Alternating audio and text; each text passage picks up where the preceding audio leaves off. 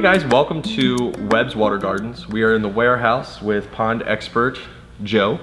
And just so you guys are aware, if you ever do call and you ask for a technician, you get our best guy.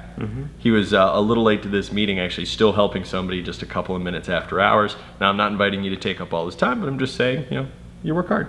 That's true. You work hard, you spread the information. Today we have a question, and it's actually a culmination of a lot of questions you guys have.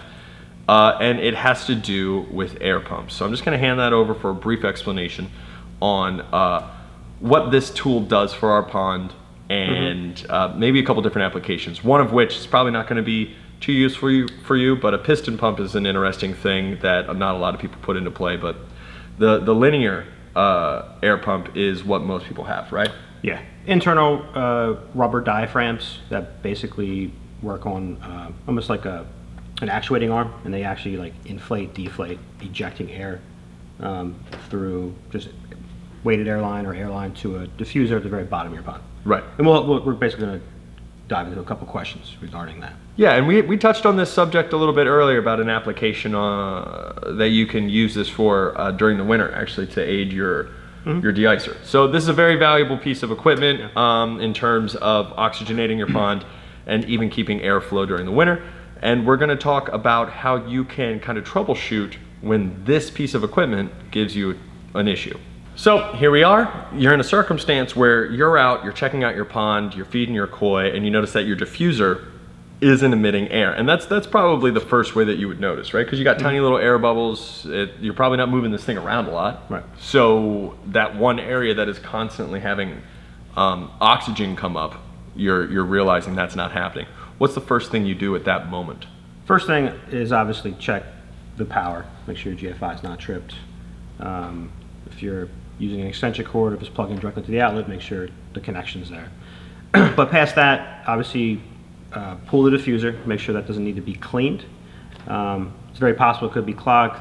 Pop the diffuser off and just hold the tubing underwater. Oh, so you take the top piece off and then you hold Just hold the open end of airline below the surface and see if it's emitting air. Fair enough. Obviously you want to check for any cuts, kinks in the tubing. Some pumps have multiple discharges right off the pump, so they have multiple diaphragm cartridges. In that instance, you could always swap a line, swap a diffuser to see if it's just that one diaphragm cartridge. But beyond that, we're going to work our way up to the pump itself. And then if all else fails, we might have to open the unit, replace the diaphragm. So for your novice out there, open the unit and replace the diaphragm. You're talking about actually opening up the plastic container that we refer to as the pump. Yeah. Okay, when you're in there, what is it you're looking for? How would you know something might be awry? The rubber diaphragm, you can think of it almost as, you're blowing air out of your mouth, your cheeks. If those are cut, worn, you have a hole in there, it's going to be kind of hard to blow air out. I mean, we've all been there. Right. We've all been there with a giant hole in your cheek. It's a strange metaphor, but it's easy to kind of visualize that. I got you. So you're going to look for that, and these things, they're consumable, wearable parts that need to be replaced. So your pump isn't destroyed. Your diaphragm inside of your pump is. That's most likely the issue. Some have magnets that you can replace as well. Very simple to replace, and parts are always readily available. What I always find interesting is how many people kind of inherit or like buy into a property that has one of these. Oh, sure. So let's say you're that individual, Yeah. and we've done everything we've just discussed, and so far, they find a couple broken parts, this, that, or the other. Would that be a point in time where they should probably call in and find out what these replacement parts are? Oh, yeah. And where they would be? Yeah. If we don't have them, obviously we have replacement pumps if you need to just replace the pump. We have tubing. We have a multitude of diffusers.